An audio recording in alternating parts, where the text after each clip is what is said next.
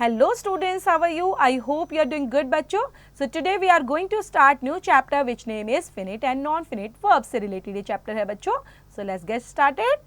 Verbs are divided into finite and non-finite verbs. तो बच्चों यहाँ पे verbs की जो कैटेगरी है वो 2 है. एक finite verb बोली जाती है, दूसरा infinite verbs की कैटेगरी है. तो सबसे पहले हम पढ़ते हैं finite verb क्या होती है. A finite verb is one that has a tense. It has to agree with its subject in persons and number. Therefore, it changes its form accordingly. तो finite verb बच्चों जो यूज़ की जाती है one that has a tense के base पर और ये साथ में बच्चों अग्री करती है सब्जेक्ट्स के बेस पर, पर्सन और नंबर्स के बेस पर. देन अपने अकॉर्डिंग इसको किस तरह से चेंज करते हैं बच्चों, तो देख लेते हैं टेंसेस के बेस पर. A finite verb is limited by tense, जिसके अंदर आई कम डेली ये प्रेजेंट में है बच्चों. I came yesterday, this is the past one. I shall come tomorrow, this is the future. A finite verb is limited by number. The boys play cricket, this is the plural subject है बच्चों. यहाँ पर the boy plays cricket ये singular subject में use किया गया है. A finite verb is limited by person. You break my glass, you यहाँ पर बच्चों सेकंड पर्सन है. ही ब्रेक्स माई बॉक्स, ही यहाँ पर थर्ड पर्सन में यूज किया गया है. So non finite verbs are not bound by the rules of the subject verb agreement. तो यहाँ पर बच्चों जो हमारी नॉन फिनिट वर्ब है ये किसी रूल्स में बाउंड नहीं है जो यहाँ पर सब्जेक्ट वर्ब एग्रीमेंट के साथ करे, नहीं. So without a finite verb a sentence can not make a complete sense, but a non finite verb is generally an extension of a sentence and can be left out. So look at these sentences यहाँ पर दिए गए हैं बच्चों. He likes reading. We like reading. They want to swim. He wants to swim. Here you see that reading and to swim do not get changed according to the person. Hence they are non-finite forms of the verb की तरह use किए जाते हैं. Non-finite verbs are of 3 kinds, जिसमें first है बच्चों the infinitive, the gerund and third category कहलाती है बच्चों the participles की. तो इसी बेस पर exercise दी गई है. सबसे पहले हम पढ़ लेते हैं इन्फिनेटिव्स क्या होते हैं. Read the sentences given below. बच्चों दिए गए हैं सेंटेंसेस, उनके बेस पर हम इजीली समझ पाएंगे. I went to see a film. She wants to make a lot of money. The words to see and to make are infinitives. We use the infinitive to express purpose. Example, I went to the hospital to see my friend.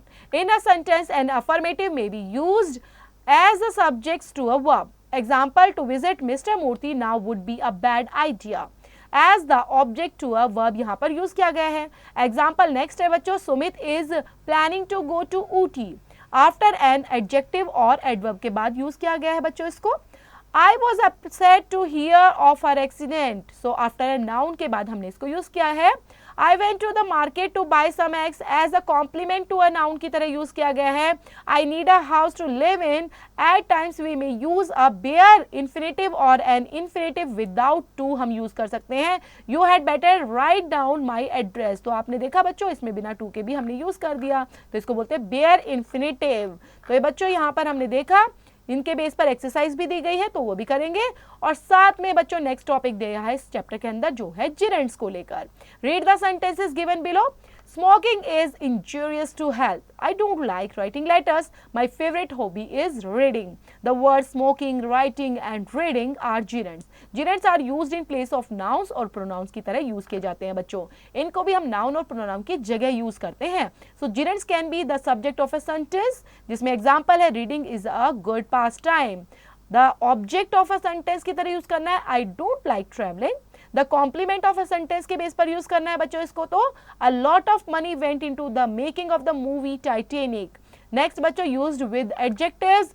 What is the objective of this pointless questioning and used after a prepositions के बाद कैसे use करते हैं बच्चों, या preposition की तरह हम कैसे यूज कर सकते हैं इनको.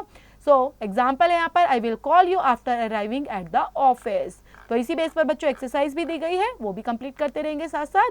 नेक्स्ट है बच्चों टॉपिक चैप्टर के अंदर पार्टिसिपल्स को लेकर.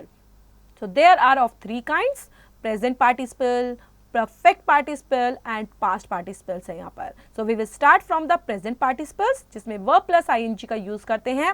It shows an actions going on. For example, hearing the news I became happy. Seeing my father I stood up. We saw a boy playing. And second है बच्चों perfect participle जिसमें having plus third form of the verb का use किया जाता है.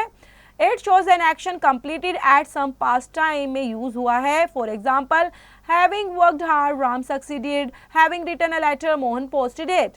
And third है बच्चों past participle third form of the verb के बेस पर यूज किया है। For example I met a wounded man, you have a damaged car. तो ये है कुछ एग्जाम्पल बच्चों।